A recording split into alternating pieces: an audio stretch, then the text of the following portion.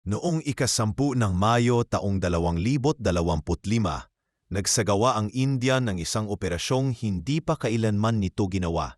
Isang malakihang live combat strike gamit ang BrahMos missiles, isa sa mga pinakamabilis at pinakabagong cruise missiles sa buong mundo. Hindi ito military drill. Hindi ito simpleng pagpapakita ng lakas. Isa itong aktwal na misyon ng digmaan na may tunay na target, aktwal na pagsabog at masalimuot na epekto sa buhay ng mga tao. Inangalanan ang operasyong ito bilang Operation Sinindor, isang malawak at sabayang pagsalakay na isinagawa ng Indian Air Force laban sa ilang mga teroristang kampo sa loob ng teritoryo ng Pakistan. Mula sa himpapawid, tumama ang mga misil sa eksaktong target. Sa oras na sumikat ang araw, hindi bababa sa 4 na mataas na value targets ang nasusunog na. Ang buong pangyayari ay nagsimula noong ika-22 ng Abril nang umatake ang isang grupong terorista sa Pahalgam, isang lugar sa rehiyon ng Jammu at Kashmir. Isang pampublikong pamilihan ang piniling target ng mga salarin. Isang lugar kung saang namimili ang mga pamilyang may dalang mga bata, bumibili ng tinapay at prutas. Isang walang kalabang-labang sandali na nauwi sa trahedya. 26 ang nasawi, kabilang ang mga bata at matatanda. Ang grupong itinuturong nasa likod ng karumal-dumal na atake ay ang Jaish-e-Mohammed, JEM, isang organisasyong terorista na matagal nang kilala sa mga mararahas na aktibidad laban sa India at may base sa Pakistan. Sa harap ng pagkabigla at galit ng buong bansa, nagbigay ng pangako ang pamahalaan ng India, isang matindi at eksaktong tugon, at ang tugon na iyon ay dumating ng buong puwersa sa anyo ng Operation Sinindor. Hindi lang isa o dalawa ang target. Ang buong operasyon ay isang sistematikong serye ng mga airstrike na sabay-sabay na isinagawa upang lansagin ang mga estratehikong pasilidad ng mga grupong terorista. Ilan sa mga pangunahing lugar na tinarget ay ang mga kampo sa Rafiki, Murid, Nurakan, Rahim Yarakan, Sakur at Chunyan. Sa labas naman ng mga kampo, sinalakay rin ang mga airfields sa Skardu, Bolari, Jacobad at Saroda. Hindi rin nakaligtas ang mga radar sites sa Pasur at Silkat na naitala ring tinamaan ng mga missile strike. Ayon sa ulat, ang lahat ng mga target na ito ay pinili batay sa matibay na intelligence reports na matagal nang pinaghirapan ng Indian Military Intelligence Network. Ang unang missile strike ay isinagawa mula sa isang Sukhoi 30 MKI fighter jet, isang twin-engine aircraft ng India na kayang magdala ng mabibigat na armas sa malalayong misyon. Lumipad ito sa gitna ng kadiliman ng gabi. Mababa ang lipad upang hindi matukoy ng radar systems ng kalaban. Paglapit sa hangganan ng Pakistan, pinakawalan ng piloto ang BrahMos missile. Sa loob ng ilang segundo, bumagsak ito na parang bato, bago lumipad na parang kidlat nang umandar ang ramjet engine nito. Taglay ang bilis na halos Mach 3. Napakababa at napakabilis ng paglipad ng misil na halos hindi ito maidetect. Ang landas nito ay papunta sa Bahawalpur, isang lugar na matagal nang binabantayan ng Indian Intelligence at kinikilalang kuta ng JEM. Ang base na iyon ay hindi isang simpleng kampo. Isa itong malawak na istruktura na may mga barracks, training grounds, administrative offices, weapon storage at ayon sa mga ulat, communications hub para sa cross-border operations. Ayon sa mga ebidensyang lumabas, kabilang na ilang video na naipost bago maputol ang serbisyo ng mga cell tower sa lugar, napakalakas ng pagsabog. Nadurog ang malaking bahagi ng pasilidad at nagliyab ito sa sunog na tumagal ng ilang oras bago naapula. Ayon sa ilang source sa Pakistan, mahigit 50 katao ang namatay, kabilang na ang ilang high-ranking operatives ng JEM. Kasabay ng pag-atake sa Bahawalpur, isa pang BrahMos missile ang pinakawalan. Ang target nito ay ang Marke, isa ring pangunahing kampo ng Lashkar-e-Taiba, ang grupong responsable sa madugong 2008 Mumbai attacks. Ang lugar na iyon ay sinasabing isang malalim na training facility, may mga tunnel, firing range at mga sasakyang pangyera. Tumama ang misil sa pinakapuso ng kampo. May mga ulat na nagsasabing gumuho ang bahagi ng ilalim ng kampo dahil sa shockwave na nilikha ng pagsabog. Hindi lang BrahMos ang ginamit sa operasyon. Ginamit din ng India ang iba't ibang kombinasyon ng sariling gawang mga armas tulad ng Crystal Maze 2 missiles, Hammer-guided munitions, Scalp cruise missiles, at Spice 2000 smart bombs. Ang mga ito ay ginamit para sa mga target na mas malapit at hindi nangangailangan ng extreme speed gaya ng BrahMos. Pero sa huli, ang BrahMos pa rin ang naging headline ng operasyon. Hindi lamang dahil ito ang unang pagkakataon na ginamit ito sa combat, kundi dahil sa taglay nitong simbolismo. Ang mensahe ay malinaw. Hindi na tatanggapin ng India ang mga ataking isinasagawa sa likod ng nuclear threat. Sa halip, tutugon ito gamit ang pinakamabilis, pinakateknikal, pinakaeksaktong paraan. Sa pamumuno ni Prime Minister Narendra Modi, sinimulan ng India ang isang bagong doktrina ng depensa na hindi na ito maghihintay ng pahintulo, hindi na ito matatakot sa banta ng eskalasyon, at tiyak na hindi ito hihingi ng paumanhin sa paggamit ng lakas kung kinakailangan. At sa pamamagitan ng Operasyon Sinindor, pinatunayan ng India na kaya nitong gumawa ng surgical strike, tama, mabilis at mapanira, nang hindi dumalagpas sa threshold ng isang full-scale war. Ang bahagi ng operasyon ay hindi lamang tungkol sa paghihiganti, kundi tungkol din sa pagpapakita ng kakayahang militar. Ginamit ng India ang sarili nitong teknolohiya, mula missile defense systems gaya ng Akash hanggang drone jammers at signal disruptors. Lahat ay Indian-made. At sa likod ng bawat tagumpay ay isang malinaw na layunin, ang pagtataguyod ng isang bansang may kakayahang lumaban at manindigan gamit ang sariling lakas, teknolohiya at determinasyon. Sa mata ng mundo, ito ay isang aral. Sa mga kalaban ng India, ito ay isang babala.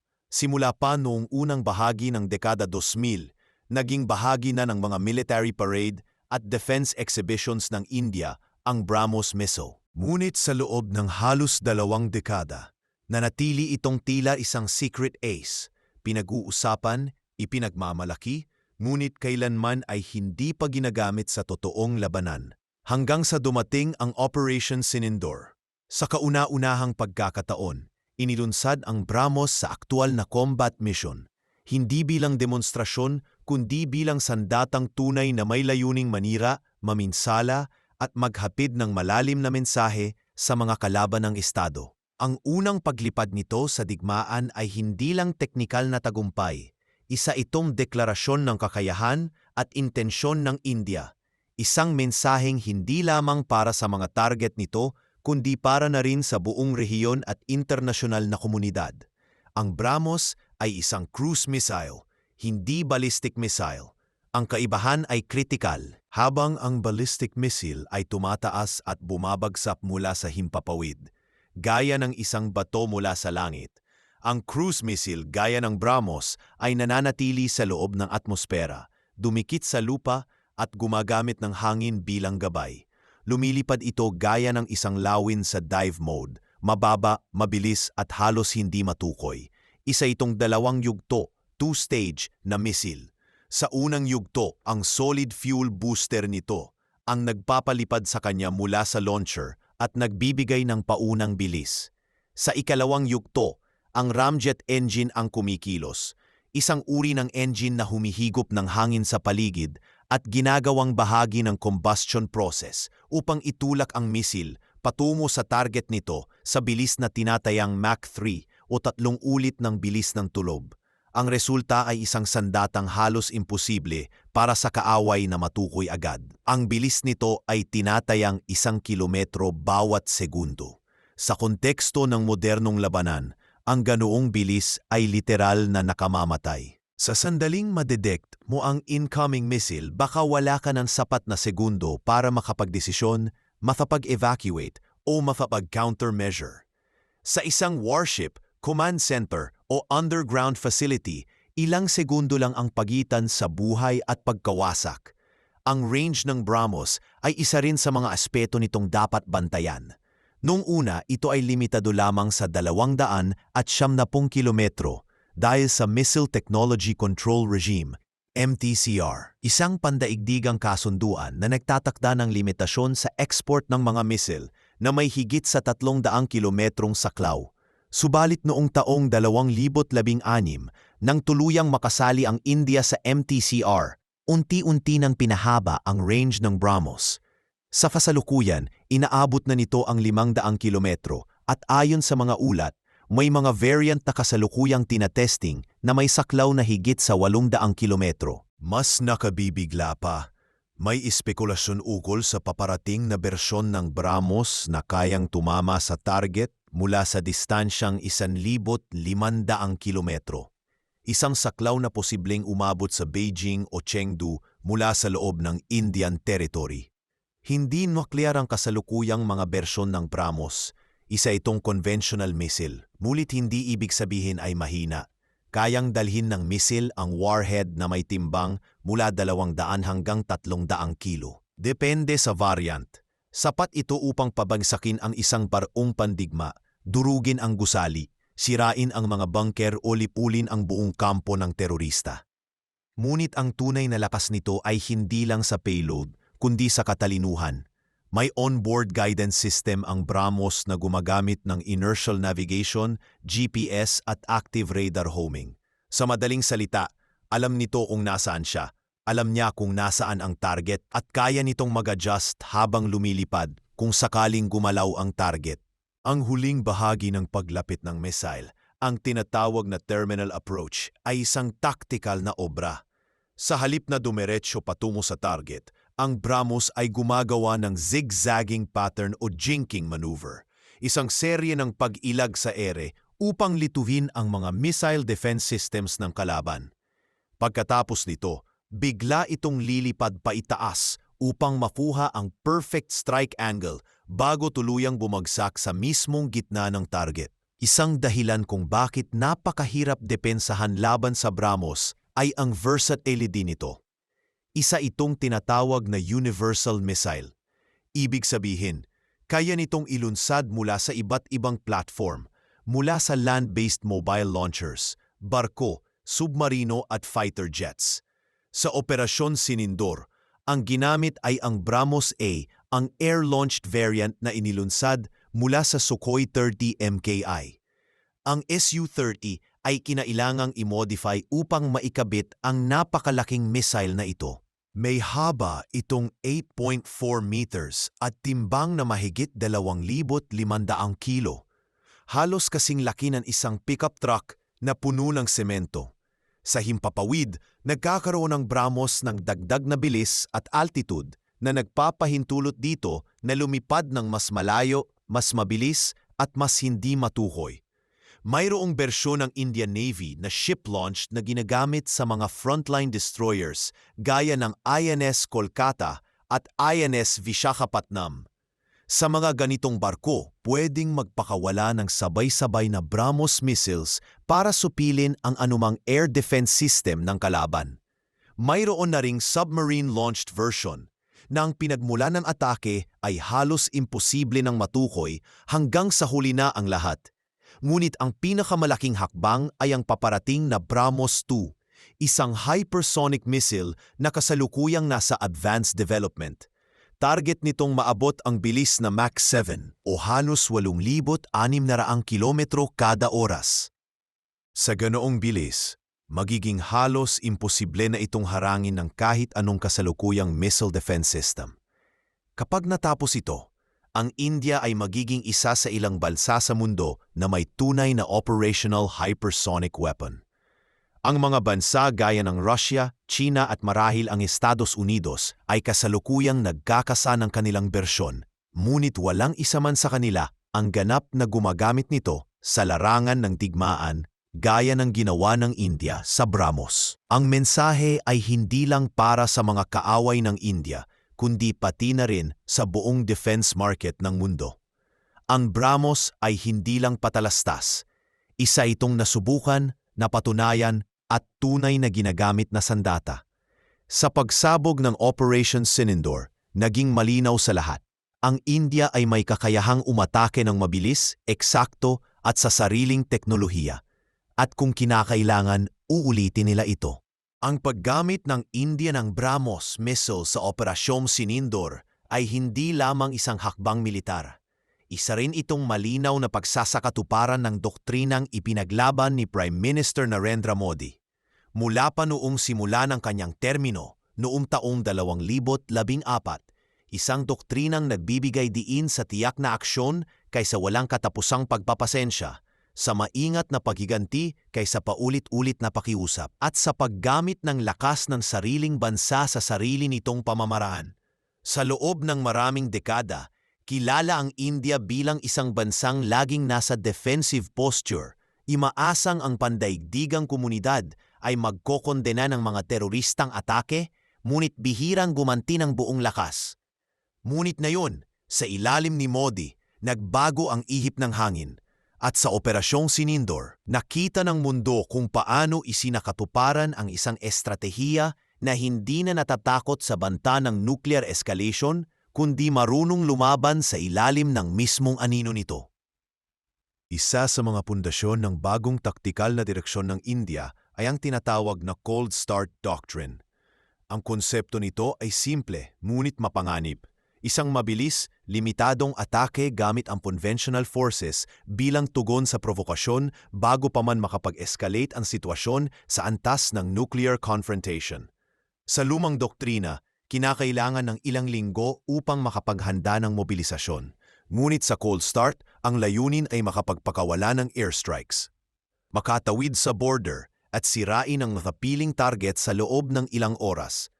Sa gayong paraan, napipigilan ang kaaway na magbanta ng nuclear retaliation dahil hindi pa sapat ang eskalasyon. Subalit para gumana ito, kinakailangan ang eksaktong intelligence, mabilis na deployment at mga armas na may kakayahang tumama sa target ng walang margin of error. Dito pumapasok ang kahalagahan ng BrahMos, isang sandatang hindi nuclear, ngunit sapat ang impact upang ituring na seryosong babala. Hindi na balita na sa mga nakalipas na taon, ang Pakistan ay palaging umaasa sa estratehiya ng nuclear blackmail. Sa bawat banta ng malaking opensiba ng India, agad na inilalabas ang retorika ukol sa posibilidad ng nuclear response. Ito ang dahilan kung bakit naging konserbatibo ang pamahalaan ng India sa tuwing may nangyayaring paratake. Ngunit ayon sa mensahe ng kasalukuyang pamunuan, hindi na raw ito uubra. Sa halip, iginiit ni Modi sa kanyang televised speech matapos ang Operasyon Sinindor na ang India ay hindi na magpapabiktima sa nuclear blackmail. Isang pahayag na ila maikli, ngunit sa larangan ng geopolitics, punong-puno ng implikasyon. Sa kabila ng operasyon, hindi isinama sa target ang mga sibilyang lugar, ang mga lungsod o mismong pamahalaan ng Pakistan. Ipinakita nito na kahit may kakayahang manira, pinili pa rin ng India ang proporsyonal at responsable na aksyon. Sa kasagsagan ng operasyon, sabay-sabay na pinagana ng India ang mga drone jammer, anti-air systems gaya ng Akash Missile Defense System at mga indigenous signal disruptor upang tiyaking hindi makakaganti ang kalaban at ligtas ang sariling teritoryo. Ang mga kilos na ito ay hindi bahagi ng showmanship. Isa itong sabayang operasyong may layuning protektahan ang soberenya, ipakita ang kakayahan, at higit sa lahat, itulak ang isang bagong standard para sa kung paano dapat tumugon ang isang bansa kapag pinilit sa sulok. Bahagi rin ng bagong direksyong ito ang pambansang kampanyang tinatawag na Atmanirbhar Bharat, isang advokasyang inilunsad upang maitaguyod ang self-reliance ng India sa usaping depensa.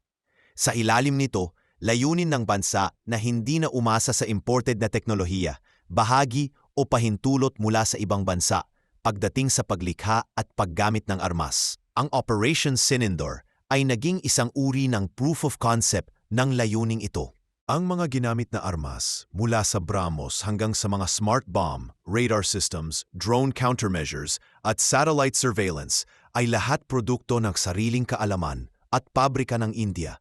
Sa isang makasaysayang sandali, habang isinasagawa ang operasyon, ginugupit naman sa Lucknow ng Defense Minister na si Rajnath Singh ang ribon ng bagong BrahMos Production Facility. Isang pasilidad na layuning lumikha ng mas maraming misil, hindi lamang para sa sariling puwersa, kundi para sa export sa mga bansang kaalyado gaya ng Pilipinas, Vietnam at marahil Indonesia. Ang naturang pagsabay ng aksyong militar at diplomatikong pagpapalakas ay nagpapakita ng mataas na antas ng pagpaplano. Ipinapamalas din nito ang kakayahan ng India na magsagawa ng high-precision warfare na hindi umaasa sa ibang bansa. Sa nakalipas, pinuna ang India bilang bansang may malaking populasyon at malaking hukbong sandatahan, ngunit kulang sa political will na gamitin ito. Ngunit sa ilalim ni Modi, binago ang pananaw na iyon. Ang mensahe ay malinaw. Ang India ngayon ay isang bansang may kakayahang umatake ng hindi kinakailangang ipaliwanag ito sa sinuman, at lalong hindi maghihintay ng pahintulot. Mas lalong naging makabuluhan ang operasyon dahil ito ay isinagawa sa isang rehiyon kung saan parehong may banta mula sa dalawang nuclear-armed na mga karatig bansa. Ang Pakistan sa kanluran na may kasaysayan ng pag-sponsor ng mga teroristang grupo, at ang China sa hilaga na may mga disputed border at lumalawak na impluensya sa rehiyon. Ang tanong noon ay, paano magtatanggol ang isang bansang tulad ng India na may mga nuclear neighbors nang hindi pumuputok ang buong rehiyon sa giyera? Ang sagot ay nasa balanse ng Cold Start Doctrine, sa intelligent retaliation at sa paggamit ng high-precision conventional force. Sa huli, ang Operasyon Sinindor ay hindi lamang isang military strike. Isa itong political statement, isang deklarasyon sa mga kalaban ng India at sa buong mundo. Isang paalala na ang India ngayon ay hindi na ang bansang palaging pumapayad na masaktan bago kumilos. Ngayon, ito ay isang bansa na mabilis umatake, eksaktong tumama at kayang ipagtanggol ang sarili gamit ang sariling teknolohiya. Lahat ng hindi nawawala sa kontrol. Ang resulta ay hindi lamang pagkawasak ng mga kampo ng terorista, kundi pagbubuo ng isang reputasyong bago para sa India. Isang bansang hindi lang marunong maghintay, kundi marunong ring lumaban sa sarili nitong paraan, sa sarili nitong oras.